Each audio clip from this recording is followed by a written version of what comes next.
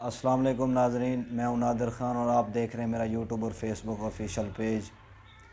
ناظرین، آج میں بات کروں گا نواز شریف کے حوالے سے، کیونکہ کل ان کی واپسی ہے پاکستان میں۔ 21 اکتوبر کو انہوں نے آنا ہے، تو ابھی وہ دبئی میں پہنچ چکے ہیں۔ ذرائع کے مطابق یہی خبریں ہیں کہ وہ کچھ ملاقات کریں گے، اہم ملاقاتیں ہوں گی دبئی میں۔ اس کے علاوہ وہ کل کو اسلام آباد میں پہلے آئیں گے، اس کے بعد وہ پھر بائی روڈ لاہور پہنچیں گے۔ یعنی کہ ان کو اتنا یقین نہیں ہے کہ وہ لاہور میں نہیں آ رہے، کیونکہ میرے خیال میں ان کا جو جلسہ ہے مینار پاکستان میں وہ کامیاب ہوتا نظر نہیں آ رہا۔ اسی لیے انہوں نے ایک اسٹریٹجی بنائی ہے کہ اسلام آباد کی جو عوام ہے اس کو بھی ساتھ لے کے آئیں قافلوں کی صورت میں، تاکہ یہ جلسہ تھوڑا بہت کامیاب ہو سکے۔ لیکن یہ کامیاب جلسہ اس کو پھر بھی میں نہیں کہوں گا اگر ہو بھی گیا تو، کیونکہ آپ کے سامنے جو حالات ہیں وہ ساری عوام دیکھ رہی ہے۔ پہلے جلسہ کامیاب ہونے کے لیے بریانیاں دی جاتی تھیں، اس کے بعد ہونڈے، اب جنت کی ٹکٹیں بھی دی جا رہی ہیں، لیکن عوام پھر بھی آنے کے لیے تیار نہیں ہے۔ عوام آنے کے لیے تیار اس لیے نہیں ہے کیونکہ وہ نواز شریف کو قبول ہی نہیں کر رہی، وہ نواز شریف کو لیڈر مانتی نہیں ہے۔ تو زبردستی کے اوپر زور زبردستی کر کے عوام کو پیسہ وغیرہ دے کے، جو غریب عوام ہے ان کو پیسہ دے کے یہاں جلسوں میں لایا جا رہا ہے، تاکہ مینار پاکستان کا جو گراؤنڈ ہے اس کو بھرا جا سکے، اور یہ بعد میں بتایا جا سکے کہ نواز شریف کا جو استقبال وہ بڑے اچھے طریقے سے ہوا ہے۔ ورنہ آپ جتنی سروے اٹھا کے دیکھ لیں، میں خود بھی رپورٹنگ کرتا ہوں، میں نے بھی جتنی سروے کی ہیں، میرے خیال میں 5% عوام نے کہا ہوگا کہ ہم نواز شریف کا استقبال کریں گے۔ اس کے علاوہ 95% جو عوام ہیں انہوں نے کہا ہے کہ ہم نواز شریف کا کوئی استقبال نہیں کریں گے، اور وہ استقبال کے قابل بھی نہیں ہیں۔ تو مریم نواز ایک دو جلسے میں چھوٹے چھوٹے جلسے کر رہی ہیں اب ایک دو دن سے، تو وہ یہ کہہ رہے ہیں کہ ان کا بڑے اچھے طریقے سے استقبال ہوگا، ملک میں ترقی آئے گی۔ تو اگر استقبال اتنی اچھے طریقے سے ہونا ہے تو یہ اتنی پھر زور زبردستی کے اوپر پیسہ دے کے، ہونڈے دے کے، جنت کی ٹکٹیں دے کے، یہ کس لیے پھر سارا کچھ کیا جا رہا ہے؟ عمران خان نے تو ایسا کبھی نہیں کیا، یا ایون میرے خیال میں پیپل پارٹی نے بھی ایسا کبھی نہیں کیا ہوگا کہ جنت کی ٹکٹیں اور اس کے بعد ہونڈے کے اعلان اور اس طرح کے جو طریقے ہیں انہوں نے کبھی نہیں آزمائے۔ انہوں نے چھوٹا جلسہ کر لیا ہوگا جیسا کہ وہ ابھی بلاول صاحب کر رہے ہیں، لیکن انہوں نے کبھی اس طرح کی لالچ عوام کو نہیں دی۔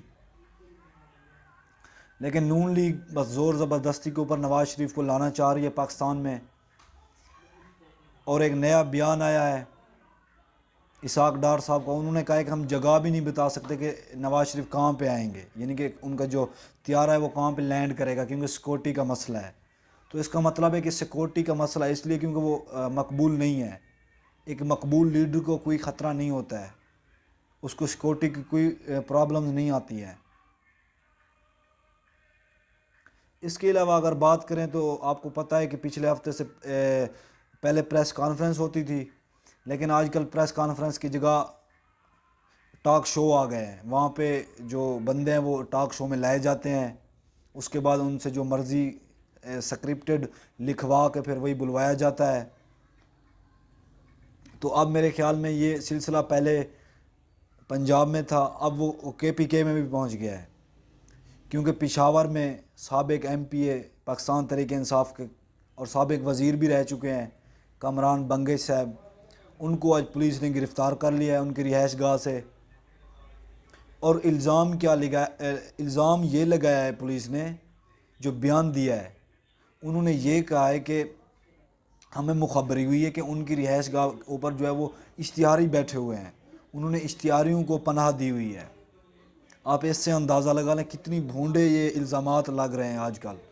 پولیس تو پہلے بھی بک چکی ہے، یہ بات میں نہیں کہہ رہا، یہ بات پاکستان کی سب سے بڑی عدلیہ سپریم کورٹ کے چیف جسٹس کہہ رہے ہیں کہ پولیس بک چکی ہے۔ تو پولیس تو پہلے بک چکی ہے، اب پھر بھی وہ اپنے جو انہوں نے کارنامے کیے ہیں ان سے وہ باز نہیں آ رہی۔ پہلے پنجاب کی پولیس، اب کی پولیس بھی اس طرح ہوتی جا رہی ہے، پہلے بھی تھی لیکن اب وہ مزید اس طرح کے کارناموں میں ملوث ہو رہی ہے۔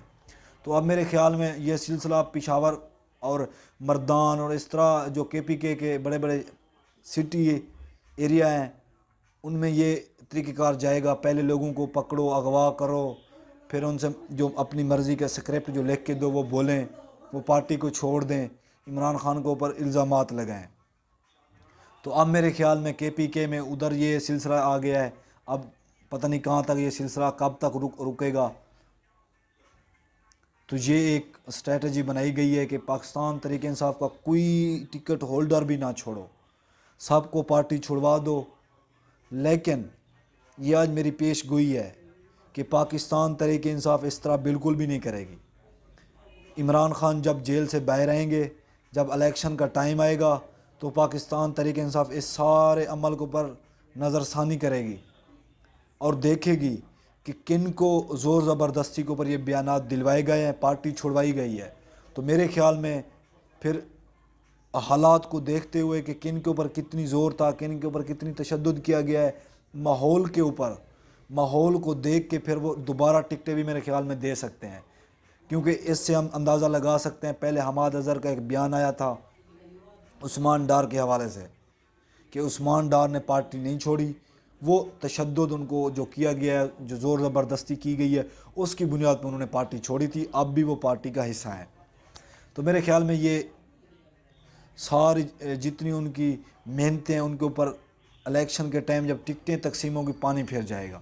یہ سارے لوگ، سارے تو نہیں آئیں گے، میرا مقصد ہے کہ پھر حالات کو دیکھتے ہوئے 70 سے 80% لوگ پھر پاکستان تحریک انصاف میں آ جائیں گے اور ان کو ٹکٹیں بھی مل جائیں گے، وہ الیکشن بھی لڑیں گے۔ اس کے علاوہ ناظرین خبریں اور بھی بہت زیادہ ہیں، آج کے لیے اتنے، مجھے اجازت دیجیے، اللہ حافظ۔